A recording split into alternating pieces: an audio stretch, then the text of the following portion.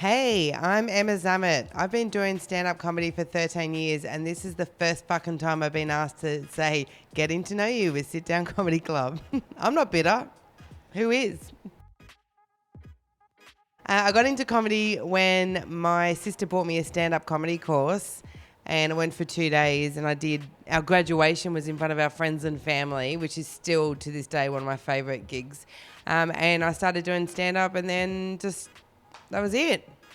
It just became the huge success that I am now.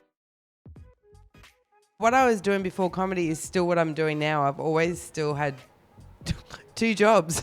One, not maths. I've been in media for about 18 years. So that's showing my age a bit there. Yeah. I've been doing media for a really long time. So what I was doing before then is pretty much what I'm doing now. Well, obviously making people laugh. But what I love about it is, when people go to the gym and then they have that gym high, and I get that after I get off stage. So that's why I don't need to go to the gym. My first gig was at the Roxbury Hotel in Glebe, which I don't think that room doesn't exist anymore. But I think the Roxbury Hotel actually, a lot of comedians had their first gigs there in Sydney. I have good memories of that place. There's a few.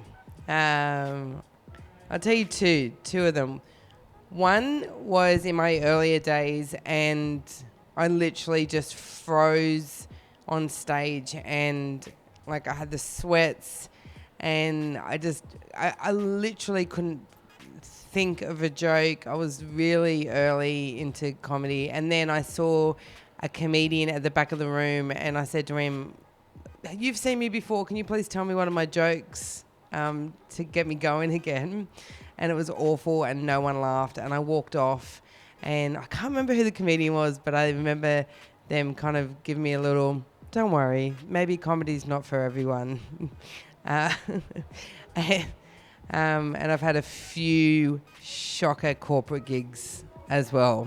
We're not there for the jokes in corporate, are we? We're there for the moolah.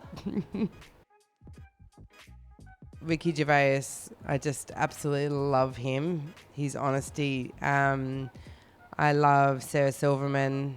I love Michael McIntyre. I love all that kind of British humour. The highlight of my career is being able to do this at the Sit Down Comedy Club, finally, and letting people know who I am as a person. What's my highlight? I loved being accepted to Comedy Zone at Melbourne International Comedy Festival. I loved performing. I loved being the support for Puppetry Penis, because it was 2,500 people, and I was really new into comedy, and I thought it was going to be maybe 100 people, and I literally shit myself. But it was one of my best gigs and favourite gigs. There's heaps. Just love doing comedy, basically. How has comedy changed during my career? Well, I hope I got better. How has it changed? I don't know. I guess the foundation of it's still there. We're all still trying to make people laugh. I've definitely, I feel like me personally, I love ad-libbing. I love crowd work. I never used to be like that. But how has comedy changed? I guess we're not allowed to say as much as what we used to. It's a bit un-PC now, but that was a shit answer. I don't know. Nothing's changed. We're all still trying to make people laugh, and we're all still trying to go deep within our souls to find some trauma to bring to the table. That's still the same. People starting out in comedy, don't do a good joke and throw it away. I know so many, I meet some new comics, and they're like, "Oh, I did this really great gig, and I've got great 5 minutes, but I'm going to put that to the side now and do another 5 minutes." I'm like, no, keep going with it. Keep building on it. Don't throw out those good jokes. Dave Callan always said to me, "Don't have a big meal before you go on stage." And he was right, because you get real sluggish after you have a big meal. And what else? Just enjoy yourself. I think don't take it too seriously. We're not saving lives. We're all just trying to make people laugh. Well, now that I've done this, what a fucking tick, that off. I'm not bitter about it. I am. What's next for me in comedy? I don't know. Probably write more. Just do what I'm doing now. I love it. Thanks for watching. I feel like I didn't deliver as good as what I've been building up for years about this stupid fucking getting to know you. I do a lot. I'm tired.